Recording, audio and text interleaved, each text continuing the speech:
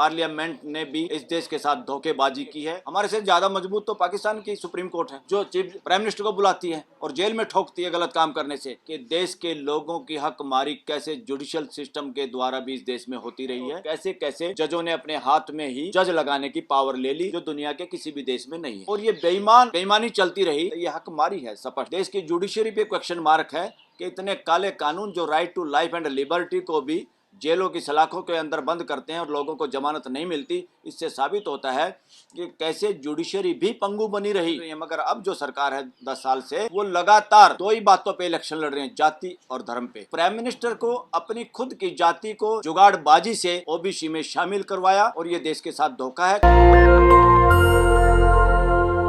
पे कब्जा रखना चाहते हैं। उन्हीं लोगों के हाथों में सरकार रही, उन्हीं लोगों के हाथों में जुडिशरी रही, उन्हीं लोगों के हाथ में प्रचार तंत्र रहा।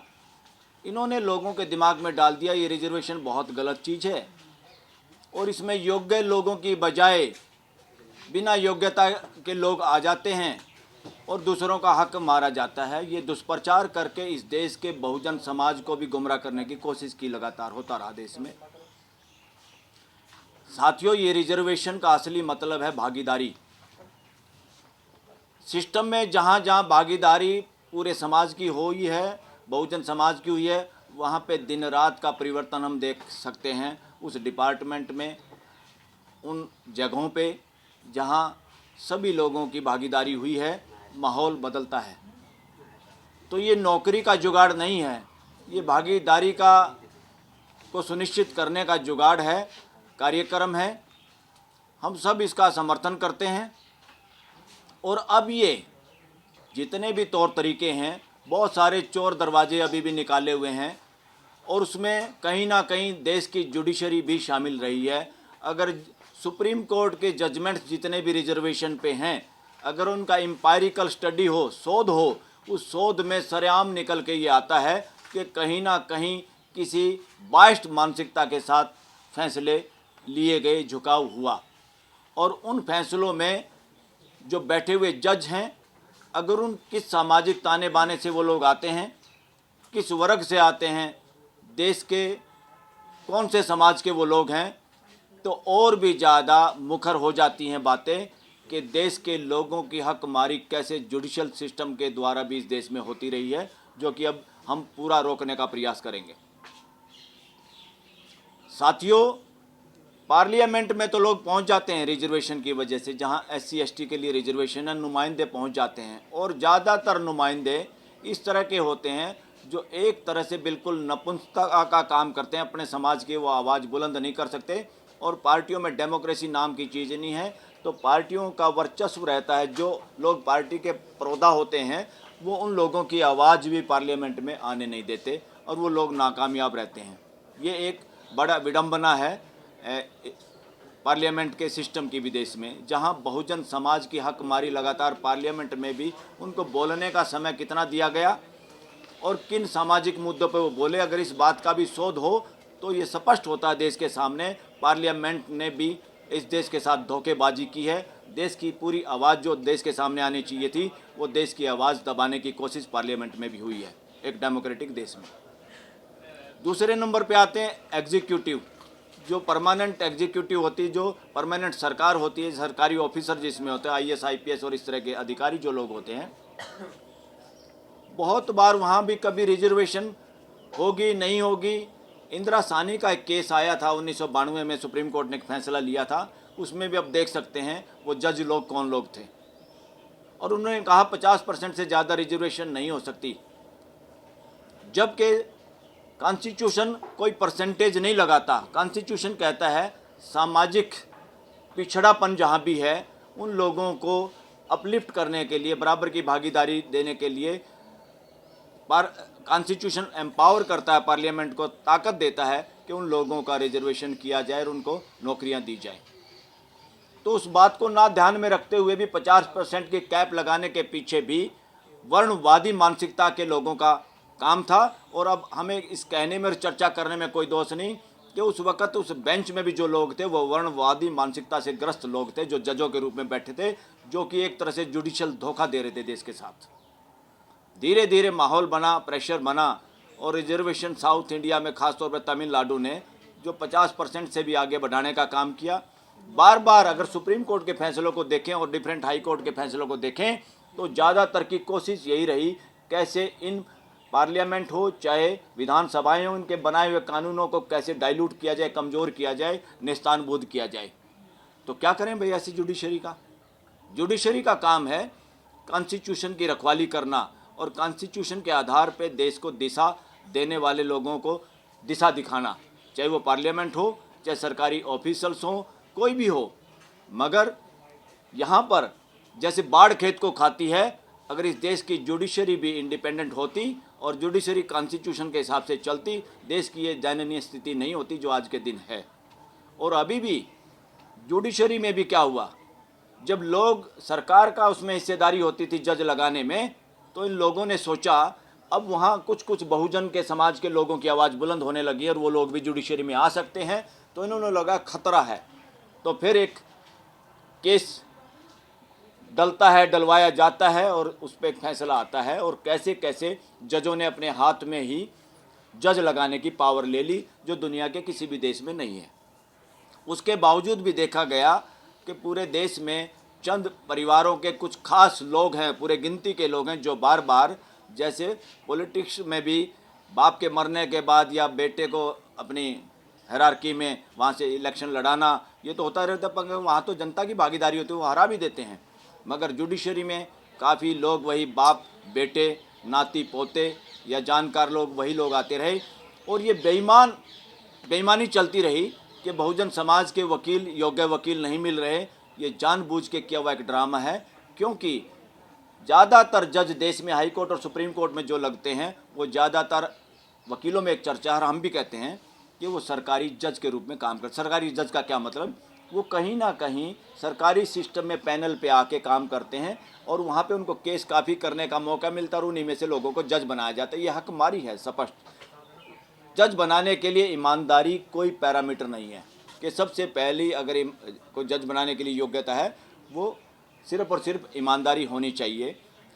अब साथियों, सुप्रीम कोर्ट का भी सारी जजमेंट्स को देखने का भी कोई केंद्र कोई यूनिवर्सिटी ऐसा काम नहीं करती जो जजमेंट को देख के ये कहे कि सुप्रीम कोर्ट कॉन्स्टिट्यूशन के हिसाब से चलिए, कॉन्स्टिट्यूशन को लागू करवाने के लिए सरकारों पे अंकुश लगाया है। बहुत सारे कानून ऐसे बना दिए गए जहाँ जुडिशरी कमज़ोर हो गई देश की। वो सारे के सारे ट्राइब्यूनल और कमीशन जितने हैं, चाहे ह्यूमन राइट कमीशन जितने भी हैं, उनमें रिटायर्ड जजों की अपॉइंटमेंट पक्की कर दी। ये रिश्वत है जुडिशरी को। ऐसे काले कानून देश से धराशायी हो जाने चाहिए थे और किसी भी पार्टी ने अभी इस पर कदम नहीं उठाया।